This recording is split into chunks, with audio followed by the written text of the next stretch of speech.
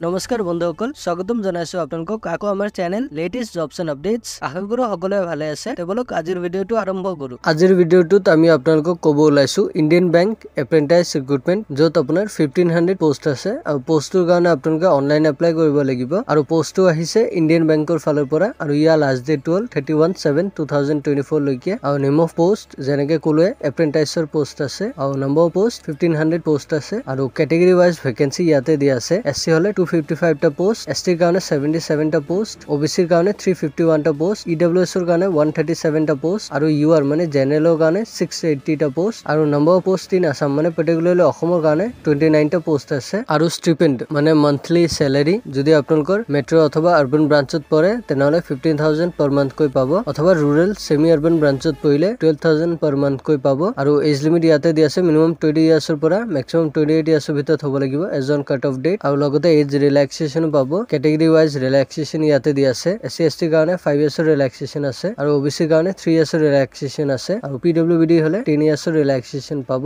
আৰু educational qualification ইয়াতে দিয়া আছে, তেওঁলোকে গ্ৰেজুৱেট ডিগ্ৰী পাছ হ'ব লাগিব যিকোনো ৰেকগনাইজ ইউনিভাৰ্চিটি অথবা ইনষ্টিটিউটৰ পৰা। আৰু এপ্লিকেশ্যন ফি ইয়াতে দিয়া আছে কেটেগৰী ৱাইজ। আপোনালোকৰ জেনেৰেল অথবা ওবিসি ইডব্লিউএছ হলে 500 ৰুপিজ এটা পেমেন্ট কৰিব লাগিব আৰু এসসি এসটি পিডব্লিউডি হলে 21 পেমেন্ট কৰিব নালাগে। সো বন্ধুসকল, আপোনালোকে যদি এপ্ৰেন্টিছশ্বিপ পোষ্টৰ কাৰণে এপ্লাই কৰিব বিচাৰে এইটো পোষ্টৰ কাৰণে তেনেহলে আপোনালোকে ৰেজিষ্টাৰ থাকিব লাগিব এপ্ৰেন্টিছশ্বিপ পৰ্টেলত, যেটো ইয়াতে ৱেবসাইটটো দিয়া আছে। আপোনালোকে এইটো ৱেবসাইটত আগত ৰেজিষ্ট্ৰেচনটো কৰি ল'ব, তাৰ পিছতহে আপোনালোকে এপ্লাই কৰিব পাৰিব এপ্ৰেন্টিছশ্বিপ পোষ্টৰ কাৰণে এইটো বেংকত। আৰু আপোনালোকৰ 100% কমপ্লিট প্ৰফাইল হ'ব লাগিব, তেতিয়াহে আপোনালোকে এপ্ৰেন্টিছশ্বিপ পৰ্টেলত এলিজিবল হ'ব এপ্লাই কৰিবলৈ এপ্ৰেন্টিছশ্বিপ পোষ্টৰ কাৰণে। সো আপোনালোকে এপ্লাই কৰাৰ আগতে ৰেজিষ্ট্ৰেচনটো কৰি ল'ব, তাৰ পিছতহে এপ্লাই কৰিব। আৰু আপোনালোকে ইন্টাৰেষ্টেড এণ্ড এলিজিবল কেণ্ডিডেটছ হলে আপোনালোকে এপ্লাই কৰিব লাগিব অনলাইন এই ভেকেন্সিটোৰ কাৰণে। অনলাইন মোডত গৈ আপোনালোকে অফিচিয়েল ৱেবসাইটটো ভিজিট কৰি যেটো ইণ্ডিয়ান বেংক ৰিক্ৰুটমেন্ট পৰ্টেল তাতে আপোনালোকে এপ্লাইটো কৰি দিব লাগিব। আৰু ইয়াৰ ষ্টাৰ্টিং ডেটটো হ'ল 10th জুলাইৰ পৰা ষ্টাৰ্ট হৈছে আৰু ইয়াৰ লাষ্ট ডেটটো হ'ল 31 জুলাইলৈকে।